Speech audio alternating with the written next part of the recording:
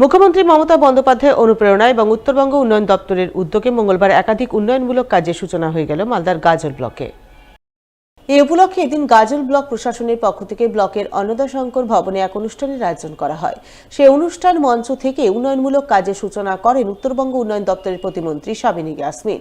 তিনি ছাড়া উপস্থিত ছিলেন জেলাশাসক নিতিন সিংহানিয়া, রাজ্যের উদ্বাস্তু ত্রাণ ও পুনর্বাসন দপ্তরের চেয়ারম্যান রঞ্জিত সরকার, গাজলের বিডিও সুদীপ্ত বিশ্বাস, পঞ্চায়েত সমিতির সভাপতি মোজাম্মেল হোসেন সহ আরও অনেকেই।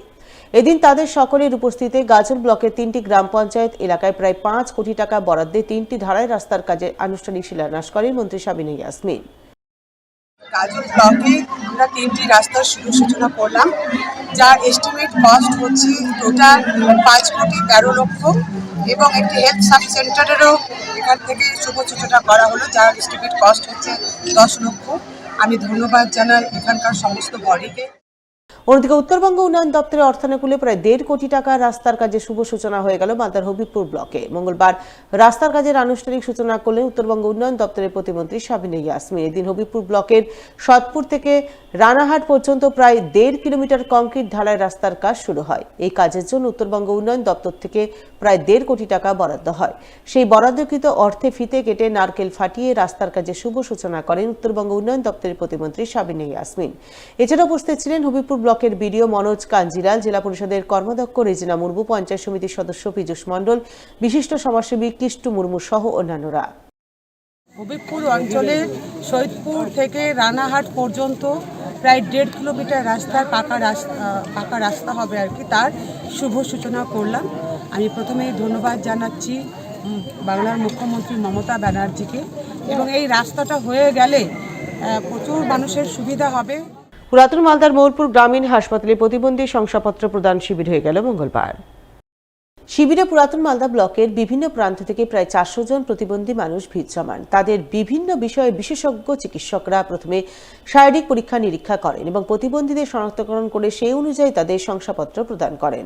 এর প্রসঙ্গে পুরাতন মালদার মোহরপুর গ্রামীণ হাসপাতালের ব্লক স্বাস্থ্য আধিকারিক ডক্টর জয়দীপ মজুমদার জানান, আজকের শিবিরে যাদের প্রতিবন্ধী হিসেবে শনাক্তকরণ করা হচ্ছে তারা অনলাইনের মাধ্যমে তাদের শংসাপত্র পাবেন। শংসাপত্রের জন্য জেলা হাসপাতালে ছুটতে হবে না। ডিসেবিলিটি সার্টিফিকেশন ক্যাম্প হচ্ছে, যারা শারীরিকভাবে সক্ষম নয়, কিছুটা অক্ষম, তাদের আমরা সার্টিফিকেট দেওয়ার ডিসেবিলিটি সার্টিফিকেট দেওয়ার ব্যবস্থা করেছি। আমরা প্রথমে পেশেন্ট যেটা করছি, ডকুমেন্ট ভেরিফিকেশন করে অনলাইনে এন্ট্রি করছি। ডাক্তাররা মেডিকেল কলেজ থেকে এসছেন, তারা দেখবেন পেশেন্টদের, দেখার পরে তাদের আমরা একটা পার্সেন্টেজ দেবো। সেই পার্সেন্টেজ ফেরার পরে সেই কাগজগুলো মেডিকেল কলেজের ডাক্তাররা নিয়ে যাবেন। সেখান থেকে সার্টিফিকেট অনলাইনে এন্ট্রি হবে, এবং যে কোনো পেশেন্ট যারা সার্টিফিকেট পেয়েছেন তারা অনলাইন থেকেই নিজেরাই আপলোড করে দিতে পারবেন। যদি কেউ প্রবলেম সমস্যায় পড়েন, বিএমএ যোগাযোগ করবেন, তাহলে সার্টিফিকেট বের করবেন। মালদা শহরের একদল মহিলা সঙ্গীত শিল্পীর গঠিত স্বেচ্ছাসেবী সংস্থার সমাজসেবামূলক কাজে ব্রতী হল মঙ্গলবার। সমাজসেবার অঙ্গ হিসেবে মঙ্গলবার সংস্থার সঙ্গীত শিল্পীরা মিলে শীতবস্ত্র বিতরণ করলেন দুস্থ অসহায় মানুষজনের মধ্যে। মঙ্গলবার এমনই শীতবস্ত্র বিতরণ অনুষ্ঠানের আয়োজন চোখে পড়ল মালদা শহরের এলআইসি মোড়ে অবস্থিত মালদা উঠোনে। আমন্ত্রিত অতিথি হিসেবে উপস্থিত ছিলেন বিশিষ্ট চিকিৎসক ডি সরকার, অধ্যাপিকা সুস্মিতা সোম সহ অন্যান্যরা।